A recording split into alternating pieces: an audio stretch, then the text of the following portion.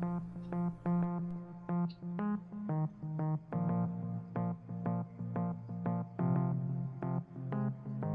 and welcome to the Decibel Boost Podcast, the official music podcast of the website Surreal Resolution. I'm your host, Robert, and I command all of you listening out there to bring me 1,000 Nazi scalps.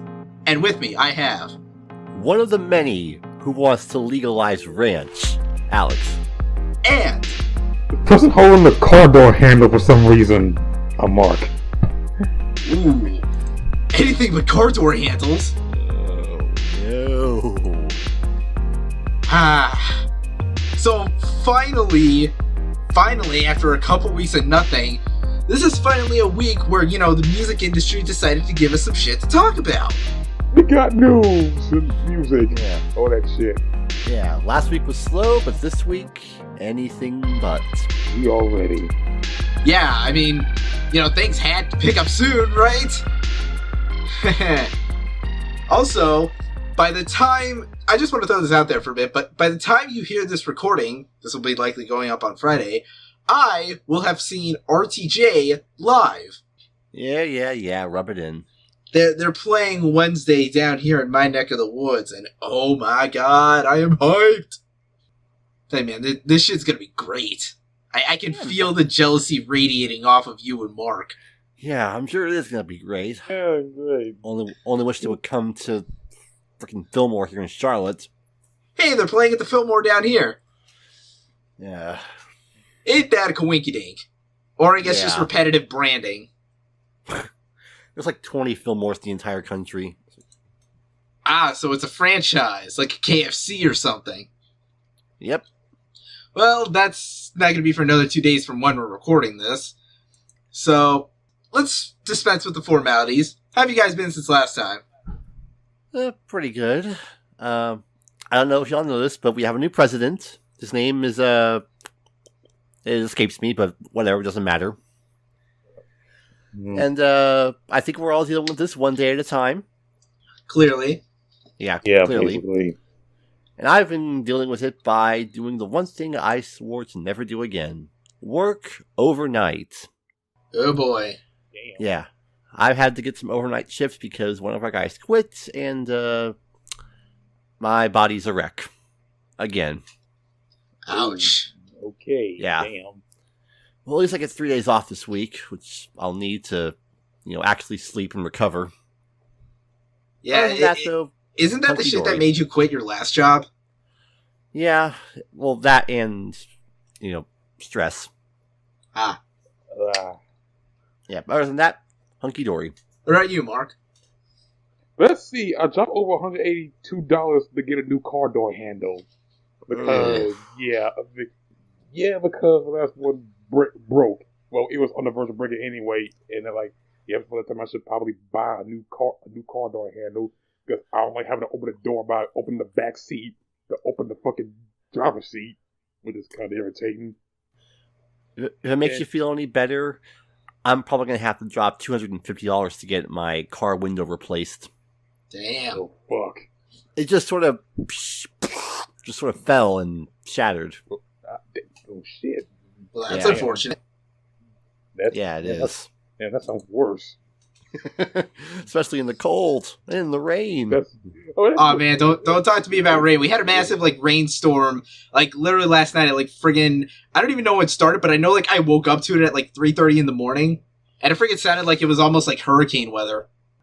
Well, we got some of that here too, only not as traumatic.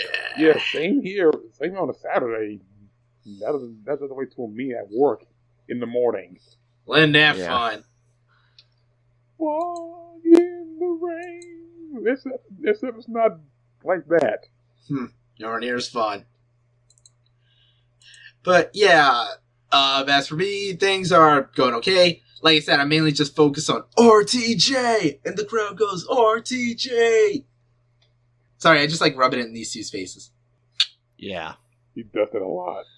But yeah, that's I guess basically what we've all been up to. And there's no need to, beat around the bush at this point. So let's go ahead and jump into the new songs that came out this week, of which, of course, there were several. First up, One of the few sort of progressive metalcore-ish bands that I could say was generally pretty good. This group called Northlane. They've released 3 albums so far. Pretty listenable overall. They definitely know how to write some killer melodies, at least. Although you wouldn't know it from this new song they released, Intuition, which I think they just released a standalone song. I don't think they have a new album in the pipeline anytime soon. But, man, this song is... I like their prior albums and everything, but I don't know, the genty rhythms of it feel extremely monotonous. And I hear you snickering in the background, like, that's old gent, shut up.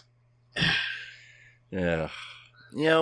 I don't know if this song is indicative of their entire catalog, but this just sort of came across to me as very average metalcore. Yeah, it's kind of, like, I called it in my notes, like, new metalcore, so to speak, because of how muddy the freaking guitar rhythm is.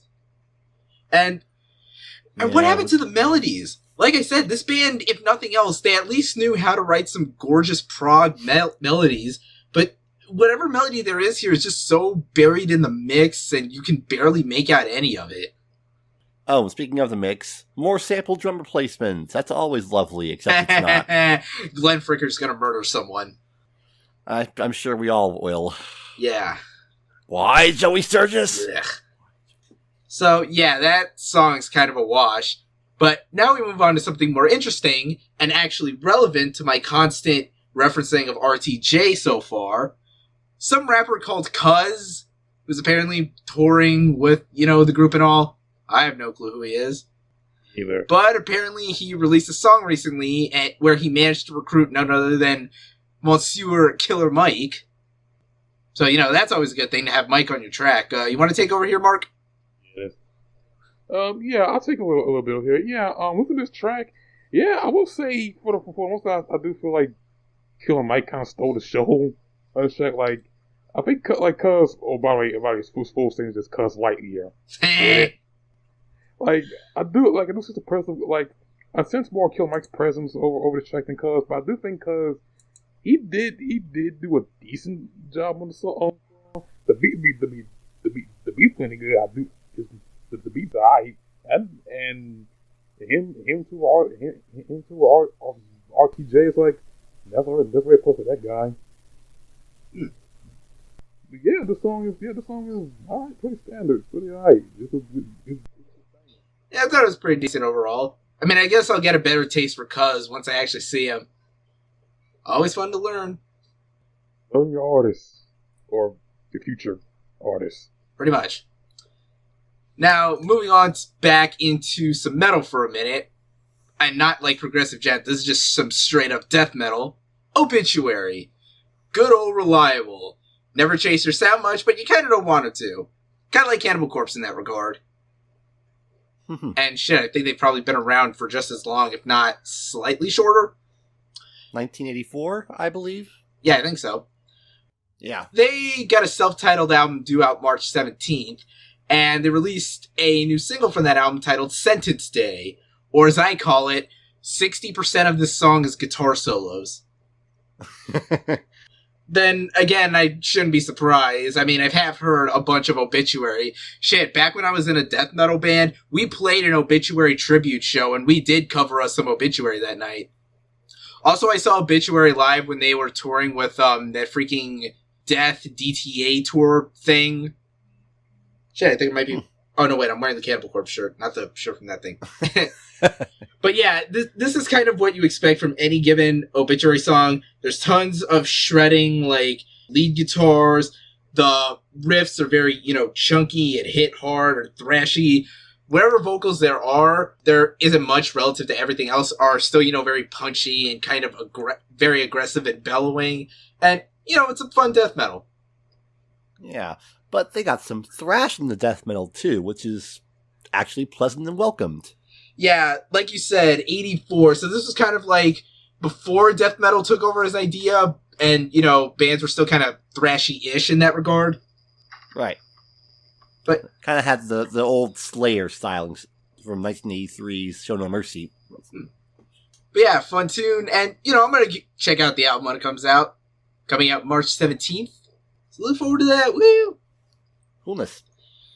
And up next, Once again, veering back into a different genre, indie hipster darlings Arcade Fire, who dropped a surprise new track. I don't think it's linked to an album or anything. A song called I Give You Power. Now, I can't say I'm wholly familiar with Arcade Fire.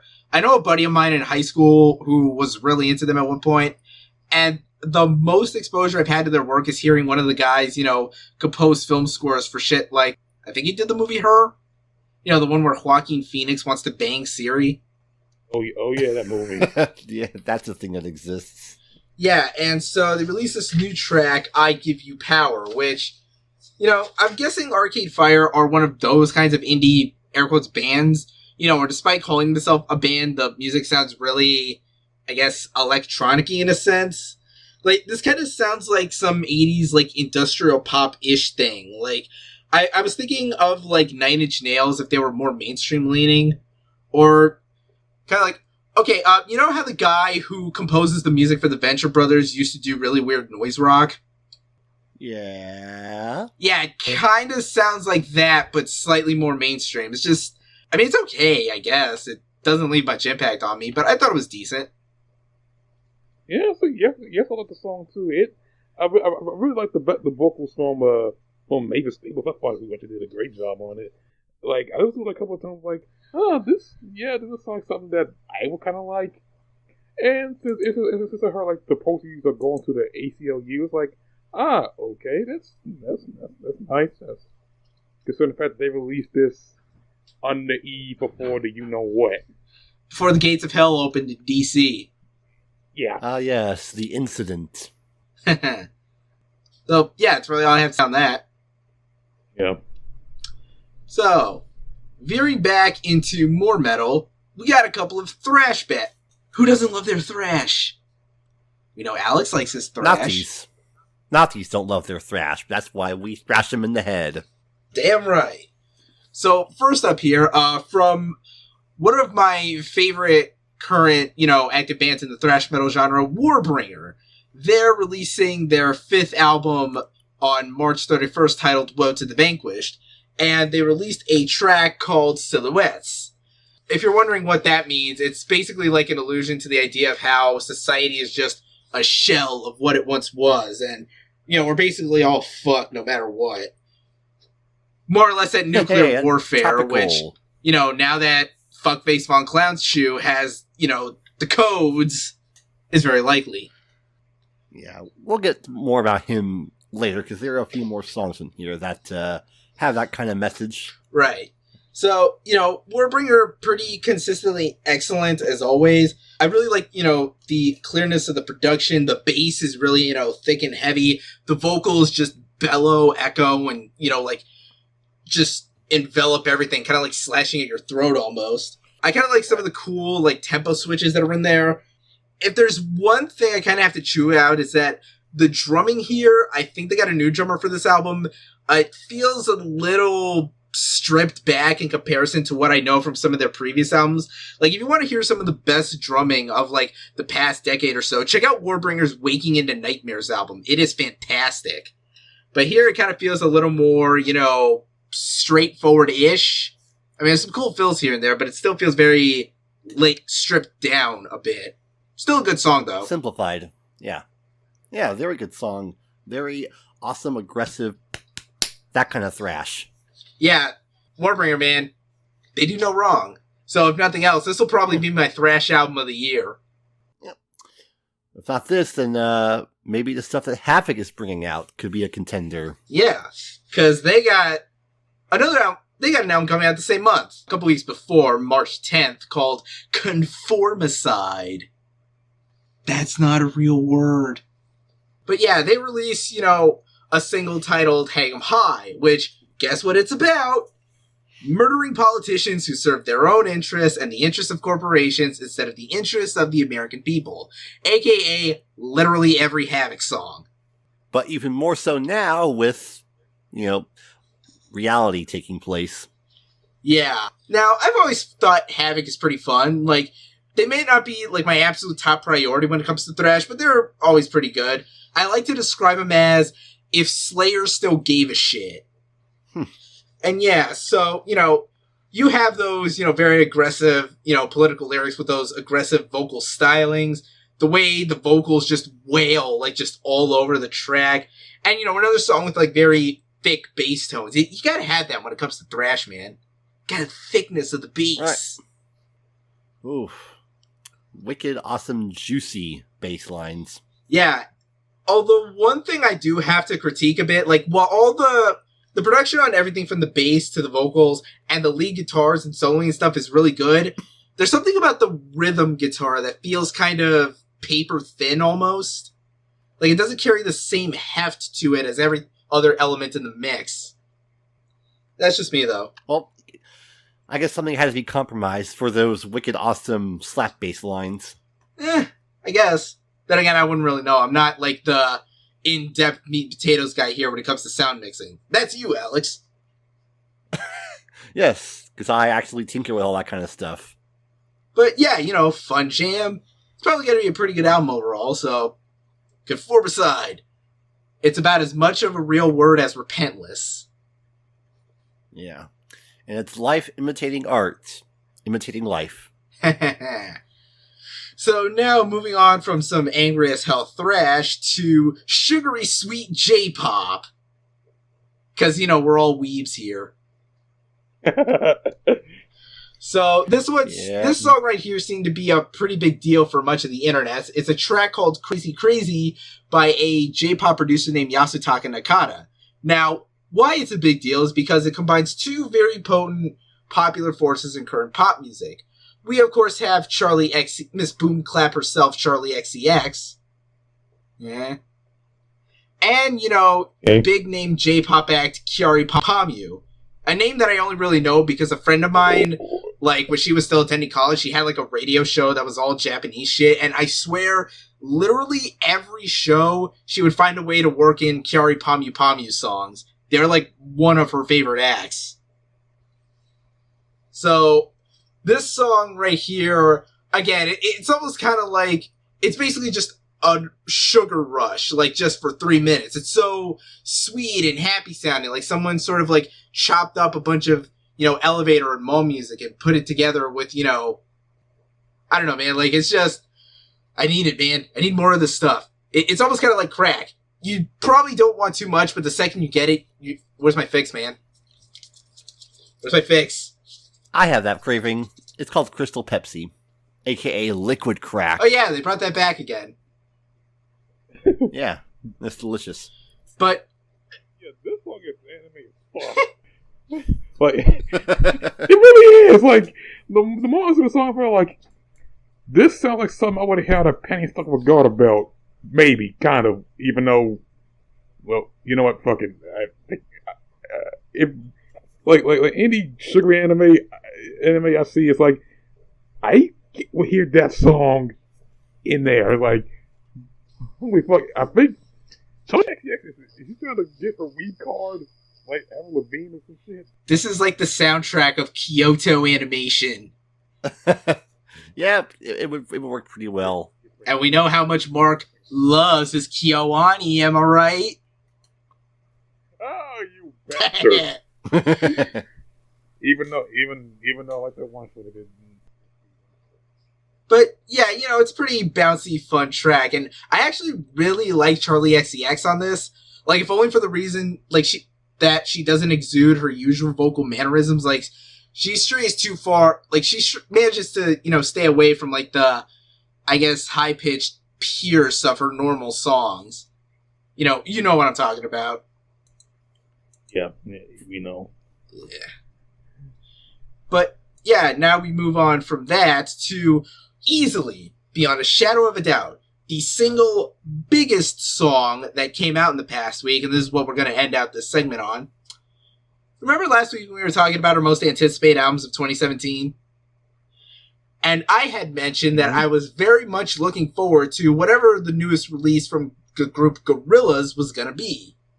And sure enough, after that podcast went up, or, sometime between that recording and this one, we got a brand new jam from Gorillaz. Their first since, the decade started, pretty much. Damn, you're right. It's a song called Hallelujah Money, featuring some guy named Benjamin Clementine, whose name I am unfamiliar with. And, this was obviously a big deal. Gorillaz being often considered one of the, all-time great, pop music acts, wonderful instrumental and all that. And plus, who doesn't love the imagery, all the weird animated shit that goes along with it. So I was naturally hyped. And listening to this new song, I gotta admit I was a little let down by it. Okay. Really? Okay, first thing I kind of have to mention is the beat of this song. Quick question. Who here has listened to Kanye's 808s and Heartbreak? I did. Okay. I've heard maybe two the tracks beat off from of it. this song sounds like the opening track from that album, Say You Will. It kind of has, that weird vibe, you're listening to, a heart, an overly dramatic heart monitor, kind of. Only difference is that here, the beat's in 3/4. That's basically the only difference I noticed. It sounds like basically the same beat. I'll admit I kind of like Benjamin Clementine's parts, or at least the way he performs it, he's giving this really off-kilter, unnerving sermon, which is kind of the point. The song is supposed to be, about how, money and power, influence corruption in politics. Gee, I wonder what that was influenced by. Hey, are you noticing a motif here? Is it a pattern? Yeah, but I don't know. I think it's just, like I said, I should like it because of the lyrics, but it's the beat that really just lets this song down. The whole song just kind of feels like it's kind of disjointedly written, especially the way it ends. I don't know if this is how the video ends or how it's going to be on the track, but it just kind of has this awkward burst of noise at the end where there's the last few lyrics, the music swells for a bit, and then in the video, at least, there's this random fucking SpongeBob clip for some reason. Yeah. Yeah. Well, that's about what the fuck? Holy shit. Okay. I mean, damn, that's some weird ass shit. And that's part of the reason why I like it. We all know how SpongeBob has experience with capitalist scum. Of course, he works for one. PU, what smells like big business? For 20 years. Yeah. Yeah, the track itself is actually, well, from what I think of it anyway, it's pretty all right. The meshing of the beats with the spoken word element, it does kind of clash in some parts. It doesn't completely click, but for trying something different and giving a message through it, I like it. I think because of the whole classic style, maybe that's my style. I like it when that shit kind of goes like that. But yeah, I thought I really do like Benjamin Clementine's vocals on here. I thought he really got my attention. The beat, and I take it or leave it anywhere. I thought it sounded alright to me, but yeah, but yeah, the song is pretty alright. I guess we still have to wait for whatever the album announcement is gonna be. Maybe this is just the one dud in a sea of what'll otherwise be good music.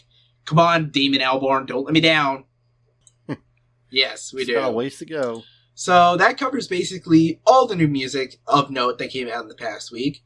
So when we come back, we're gonna dive into quite a few news topics. So see you in a bit, kids.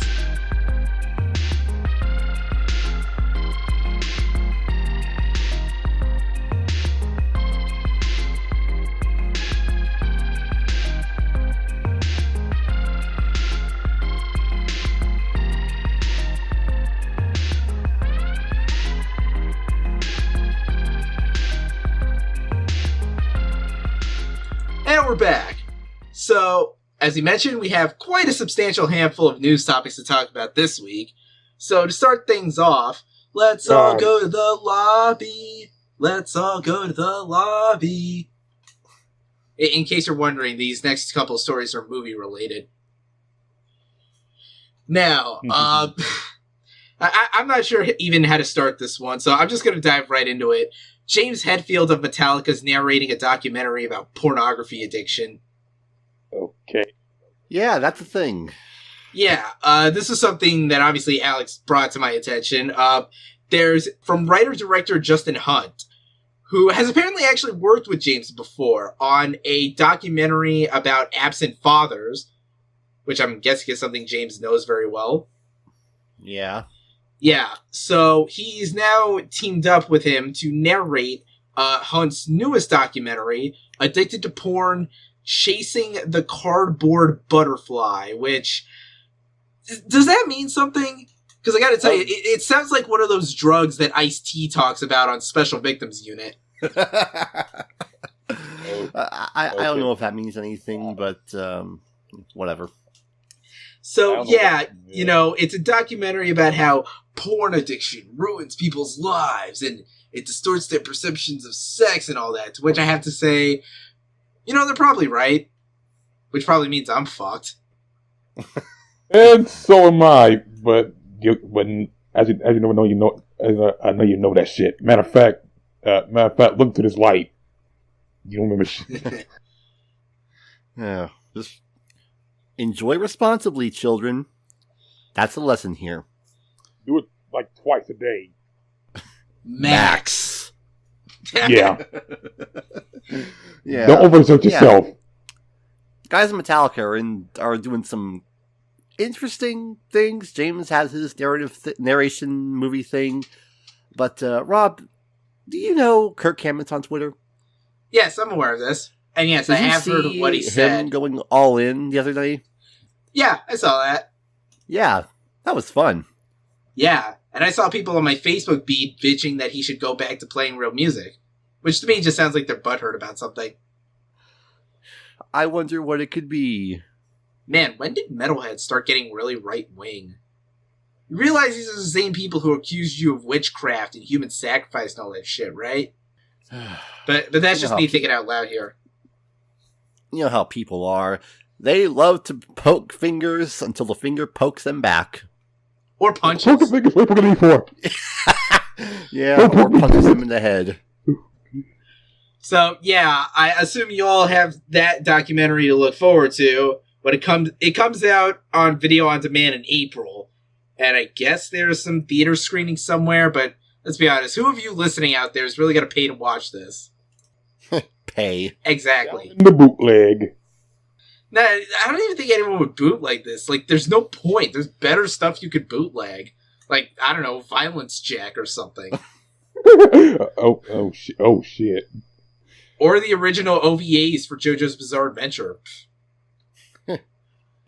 Shit, you can find that whole thing on YouTube, but that's beside the point. So now, moving on to another movie story. As we mentioned last week, Flying Lotus premiered his feature film directorial debut, Kuso, at the most recent Sundance Film Festival, which happened over this past weekend. And before the night of the premiere, he actually released a trailer for this film online. And I gotta tell you, this shit looks fucking crazy. Oh, lordy Lou, yes. Yep, I'm like, now, what the fuck? What the hell? It's like Pee-wee's Playhouse meets Beetlejuice. Now, as far as the setup of the film, from what I can gather, it's some kind of anthology thing that takes place in the aftermath of like a really terrible earthquake in Los Angeles. And it's just kind of following like several people who have, I guess, survived. There's one guy who talks with a blow-up doll like it's actually his girlfriend.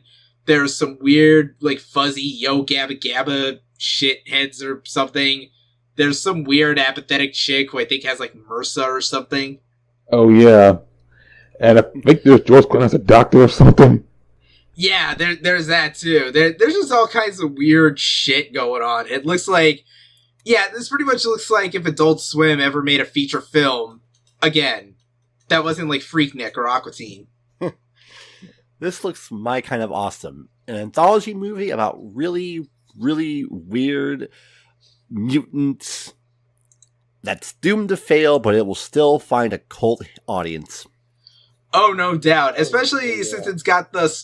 While most of the actors aren't exactly big names as far as I know, we do have the star power of three individuals. The aforementioned George Clinton, Adult Swim alumni Tim Heidecker, and the greatest talk show host of all time, Hannibal Burgers.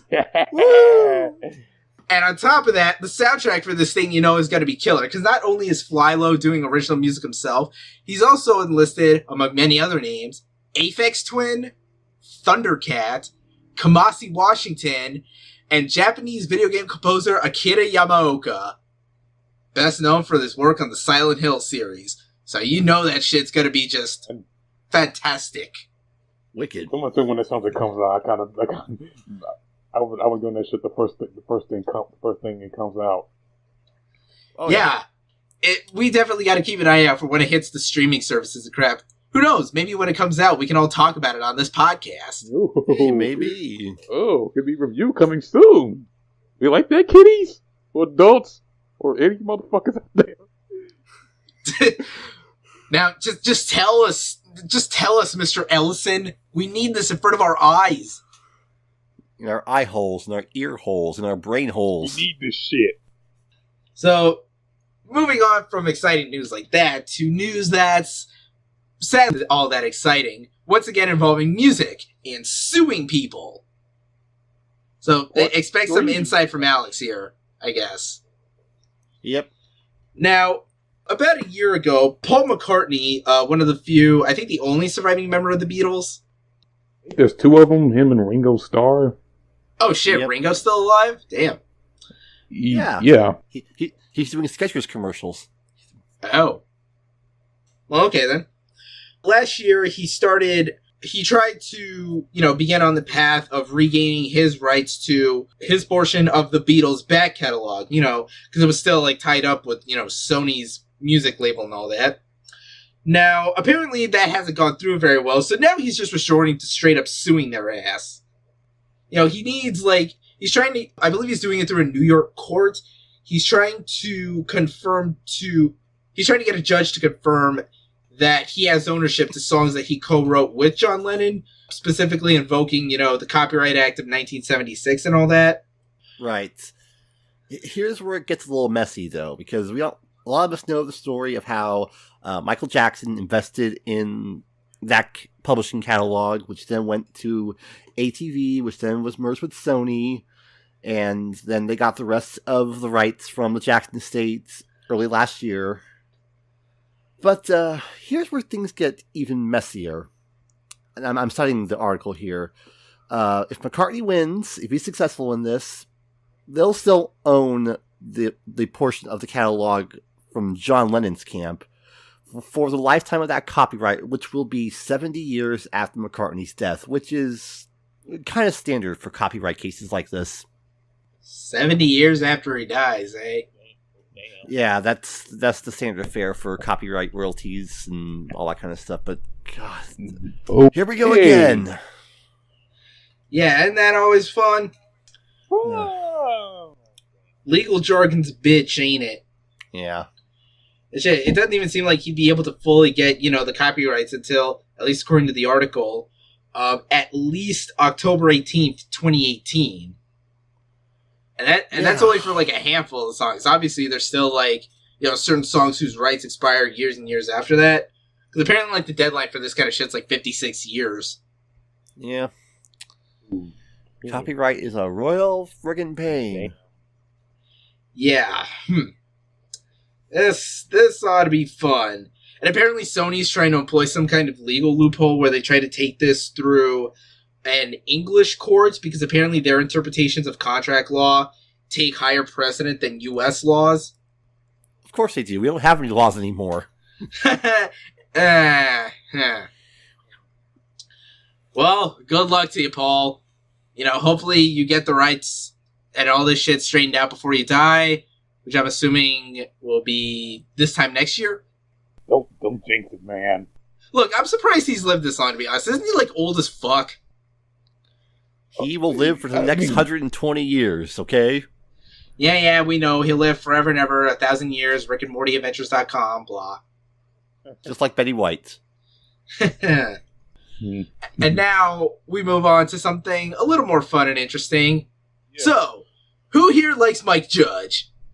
Yeah, pretty good. Like him. Mm-hmm. Shit, we talked about him last week with, the Beavis and Butthead Complete Collection coming out next month. And now it's apparently been announced that he's got yet another television project in the works. This is a project called Tales from the Tour Bus, which combines two things that he's already done shows about, music and country.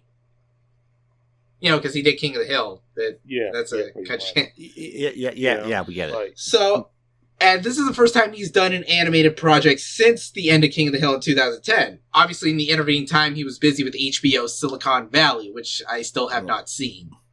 Well, also, I have to interject. He also did The Good Family for ABC, and of course, the Beavis and Butthead revival in 2011. Wait, what the hell was The Good Family? Sounds like a show you just made up. It was a show that aired for like a year. Oh, okay, then I'll take your word for it. It got canned. No, I don't think no one give a fuck about it. So, yeah, apparently the subject matter of this show is that it concerns a series of fictional country musicians, more or less chronicling them and their weird, tour stories and all that. So this kind of dives most explicitly into his love of music that Beavis and Butthead did, because that was about, Chucklefuck's mocking music videos, and this one's actually about, the guys who do that shit. Yeah. And apparently, as the currently lined up roster of country musician guest stars, they currently have named George Strait, Dwight Yoakam, and of course Willie Nelson, provided he manages to live to record this. He smokes a lot of pot. He's going to live forever. Ah, yes, the magic ganj. We'll get to that in a couple stories, but yeah, on that shit. Yeah, and if anyone's wondering where this show's going to be, it's going to be on Cinemax. That channel that airs softcore pornography. For real? Wait, Cinemax? Yeah. That's why they call it Skinemax. Am I right? Yeah. All the dirty stuff's on after 3. Yeah. Oh, yeah. I guess. Pretty sure I heard that from Glenn Quagmire once. Oh, sorry, you were saying? That's the joke. Yeah, that's the joke. You just explained the joke. No, Mark, you were saying?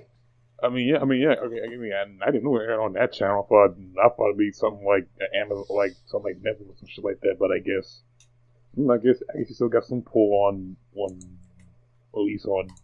I would say network TV, but it's more like paid. I guess it's now paid network TV since he did something on HBO, and HBO visited Cinemax, and I thought, well, okay, that makes more sense. Yep. Who knows? It could be pretty entertaining. I mean, I never really cared much for King of the Hill, and since I'm guessing it's country musicians, it'll be like that style of comedy. Yeah, pretty much. So I hope it runs longer than The Good Family did. Well, let's be honest. Could anything run any shorter than that? Sit down, shut up. Oh. Alan Gregory. Oh, okay, now it just sounds like you're really making shit up at this point. What the fuck is an Alan Gregory? So that a fake Jonah Hill was in it. It didn't last too long. It's one of the worst shows ever. Pretty much. Next thing you know, you're going to tell me about that time you totally watched a TV show called Son of Zorn or whatever. Fucking liars. So, speaking of musicians from the Heartland, the boss, Bruce Springsteen. Remember how he made fun of the Trump inauguration because he couldn't even get a Bruce Springsteen cover band to play? Well, yep. As reported by several sources, chiefly an anonymous White House official, like about a little over a week ago, Bruce Springsteen himself played a private acoustic show for members of Barack Obama's presidential staff. I gotta tell you, I assume Springsteen must have heard the news about, like, the B Street Band, and I gotta tell you, this is the kind of pettiness that I aspire towards. That is a giant subtle middle finger there, and I love it. Yeah, that is the biggest fuck you to Trump, man. I'm like, that this is gold, this is good. It's like, you know what? I'm like, you know what? I may be going, but you know what? You're not getting this, man. This my shit. I tell you, man, that stuff. I'm not even much of a Springsteen fan, but I gotta commend him for this, man. This was a work of masterful trolling. Yeah. Plus, his White House staff got to hear some music they like, I assume. Mm-hmm. Although I wonder what hurts most. This whole news about Springsteen or the fact that the inauguration attendance was pretty empty. Shit, I'm pretty sure more people attended this concert than the inauguration. Yeah. Shit, I'm pretty sure more people paid to go see the Oogie Loves than they went to the inauguration. I think they went to see Max Steel more than to see this. Gem in the holograms, maybe. Shit, I saw Gem in the holograms. And I regretted every second of it. At least you saw Rob Scallon in there. Yeah, how do you think do you think he has, like, did they honestly ask him about that? I know this is going on a tangent, but did they ask his permission? They had to. I gotta rewatch that Nostalgia Critic review to see what's up. Well, at least we know he used protection. He had a lot of lawyers. Very nice. And now we got a couple more stories before we wrap up all the news stuff. So, I don't have a clever segue for this one. A band printed a vinyl record made out of weed. Damn. Oh, God. In case you're wondering, the band in question is the reggae rock act Slightly Stoopid. Now, okay, so they took a track of theirs called Dabbington, and they pressed it onto a vinyl record made completely out of hash. And for the record, this cost $7,000. Yeah. God damn. Yeah, and so far they've printed it twice. Apparently, the first two pressings only produced semi-decent audio, but they're working on a third one for a little later on this year, probably sometime in the first or second quarter. I guess because third time's the charm.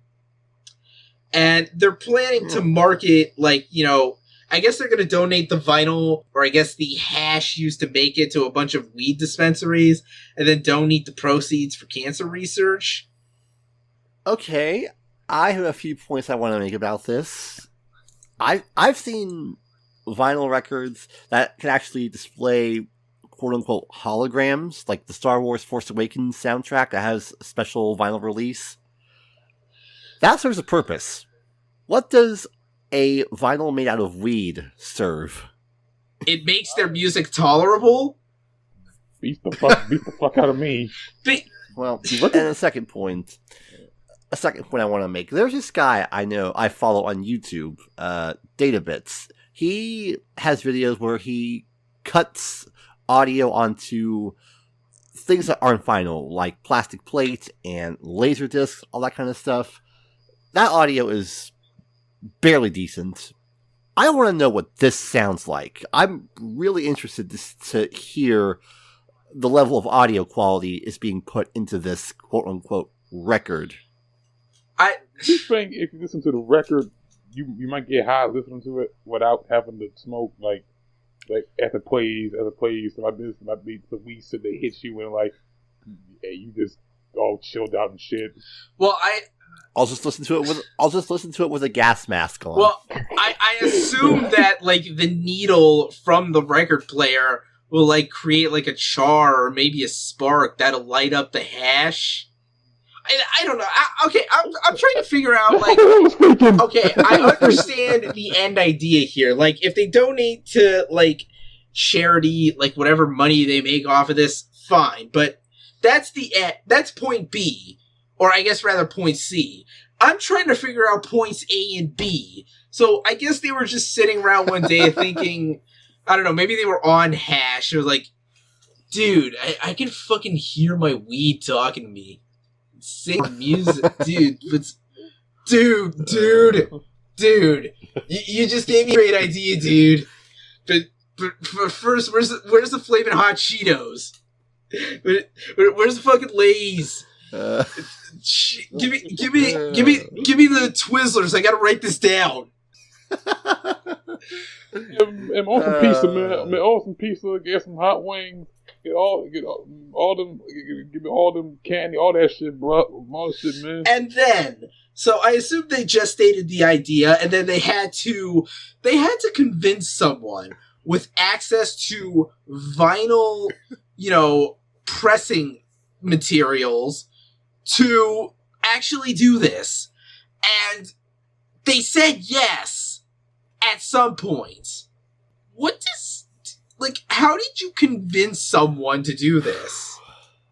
How do you convince somebody and they not laugh at you and say, "What the fuck, motherfucker"? But yeah, I guess once it comes out, and anybody out there who's a big enough fan of Slightly Stoopid of all bands to, you know, smoke the hash and all that money, you can buy this record. But, you know, there's so many better things that you could do with $7,000. You know, you could buy a lifetime supply of pancakes. You could buy, like, shit, I don't know, like 14 PS4s. Shit, you're better off taking $7,000 and buying shares of Tidal. Nah, that would never be worthwhile. So let's talk about a company that's spraying some money for Tidal. And I have to say this right now. Rest in peace, Tidal jokes on this podcast. At least for the time being. Sadly, my running gag has been put on the shelf. Yes, as it turns out, there has been a company out here that has purchased a pretty big chunk of stake in Tidal, like 33%. And that company of all people, well, companies aren't people, but, you know, that company of all things is Sprint. Yeah, Sprint has purchased, you know, 33% stake in the company, which, according to this deal, means that they will be able to provide, you know, exclusive Tidal services and stuff to Sprint customers, whatever those services would entail. Well, I'm a Sprint customer, and I give zero craps about Tidal, so, no thank you. So, not all the took the guy from Verizon, they got Tidal too? I guess. Okay. I mean, I don't... This seems like a desperation move at this point, because, as we all know, friggin' Jay-Z's been trying to pawn off Tidal to anyone he can. Samsung, friggin' Apple, no one was buying. And now, you know, Sprint of all people, I mean, they mostly just, like, chew up other people's leftovers. Isn't that right, Mr. Can You Hear Me Now guy? Oh. Then again... I can't really blame him. He was stuck with Verizon for all these years, and Verizon ain't worth staying loyal to. Ain't that the truth? So... Get me out of here! I don't want to be on AT&T's, bitch! You and me both, Mark. You and me both. But, you know, I don't cover the cell phone bill, so... Yeah. So, yeah. So, if you are a Sprint customer, and you're one of the, let's see here... 4 million people who apparently are paying for Tidal. So if you're like one of the... Whatever overlap of that also has Sprint, I guess you get need offers to go with that as well. But then again, that's like, I don't know, like 1% of like 5% of like digital music subscribers. Again, need I remind you, Apple Music is getting close to 20 million paid subscribers, and Spotify recently surpassed 40 million subscribers. Yep, so it's a 1-to-10 ratio between Tidal and Spotify. I wonder why. That's just sad. Well, actually, if it weren't so funny, it'd be sad. Yeah, it is pretty funny.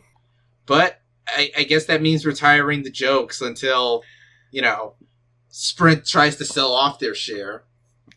Or if they find a full buyer. Yeah, remember, you still got 66%. Yeah. We buy this? No, I don't want to. We just buy Tidal? Hell no. We just buy that. Fuck you. I'm not buying that shit. Well, come on, man. Hell no. We got that park. I take them, but not you. Pretty much. So, yeah, that basically covers all the news stories for this past week. So, now we're going to take care of the new album releases for the week of January 27th, 2017. And starting off, we have the newest album from New Jack Swing group Belle Biv DeVoe, titled 3 Stripes. We have the newest album from long-running thrash metal act Creator, titled Gods of Violence. I guess they like violence. I guess so. We have the newest album from Italian death metal act Hour of Penance, titled Cast the First Stone. New self-titled album from popular college radio garage rocker Ty Segall. Or is it Seagal? I have no idea how you pronounce his name. The newest album from alternative rock act Japan Droids, Near to the Wild Heart of Life. And last but not least, we have the album that I'm sure is going to sell a fuck ton of copies thanks to Childish Gambino's plugging of this group. The newest Migos album titled Culture, with all the letters spaced out like fucking aesthetic text. So I guess Culture. Or K-O-T-R-R-E. I don't know how you speak aesthetic. I'll figure it out one day. So, yeah, that'll basically do it for this week's episode of the podcast. Now it's time to clean house and get the fuck out of here. So, Alex, where can they find you on the internets? I'm sure everybody knows, but I'll say it again for those who don't, the cheap seats in the back. Aura of Azure, Azure, where you can see me riff on Fairy Tail and discuss and analyze Inuyasha every single day. And by analyze, he means bitching about changes from the manga. I am passionate, okay? Hey man, if you want to waste your life on mediocre shonen, that's fine. I mean, there's Naruto fans out there. So you're not alone. Well, I like Naruto. Yeah, but see, Naruto and Inuyasha are both bad. Look to your left. I just see my CDs and eggnog taffy, so... Yeah, keep an eye on those. Okay. So, okay, Mark, where can they find you? You can find me on Twitter at MacTalkMedia, where I don't really do that much on Twitter that much. I just look and observe all you motherfuckers. And also on my site, the Hybrid One at thehybridone.wordpress.com, where I, talk about anime, music, like my own stories, which I should post one very soon on one of my next projects, like in a week. Woo! So yeah, as for me, you can find me on Twitter at Rob Barracuda, Instagram at Rob Barracuda, and on YouTube by the name Rob Barracuda, which is where you're more than likely listening to this podcast. While you're listening, be sure to click the subscribe button and hit the bell tab so that way you can always be immediately notified whenever new episodes of the podcast go up. And of course, this is the official music podcast of Surreal Resolution, which you can follow on Twitter at Surreal Rezo. You can find it on its, domain www.surrealresolution.com and find this podcast and all prior episodes on our subdomain decibelboost.surrealresolution.com. So while you're on the site, listen to the past episodes and our archives, as well as listen to our gaming podcast, The Training Stage, in which our friends Tyler, Joey, and John give you all the goings-on on everything in the video game industry, whether it's bitching about the Nintendo Switch or assuming that Gordon Ramsay hosts Top Chef, even though it's fucking Master Chef, Tyler. Or discussing cereal for 5 minutes. It's true. For the record, s'mores and Reese's Puffs are the god kings of cereal, and Cinnamon Toast Crunch can fuck off. That's where I listen to that show for full context. Yes, listen to their most recent episode. And, while you're on the site, also be sure to check out all the written articles for things like movies, music, animation, and film. In fact, Alex has finally started his write-ups of Blue Exorcist Kyoto Saga. Yes, and it's fairly average so far. So basically, it's Blue Exorcist. But I like Blue Exorcist. Again, what is it with you and your shit taste? Look to your right. You realize there's a wall there. What's gonna happen? What, do you have stand powers that you can reach through walls? Like the Kool-Aid Man. Oh, yeah! So, yeah, also be sure to check out our Discord chat while you're on the site, so you can, chat it up with us about, movies and anime and shitposts to your heart's content. Heck, you might be able to get away with posting Harambe jokes again since they killed his mother. Just, why does this family experience such tragedies? And it happened in Miami, of all things. Wait, hold up. Hold up. Where did Mama get killed at again? Apparently in a zoo in Miami like a couple weeks ago, they killed Harabe's mother. Rest in peace. And now there's gonna be a lot of memes for that shit too. And of course, as always, shout out to the producer, Mr. E, for graciously letting me use his music for this podcast. Links to all his shit down in the description. Well, that'll about do it for this week's episode. I'll see you next week when I gush all about the experience of watching Run the Jewels live. So, until next time, Run the Jewels live from the Garden.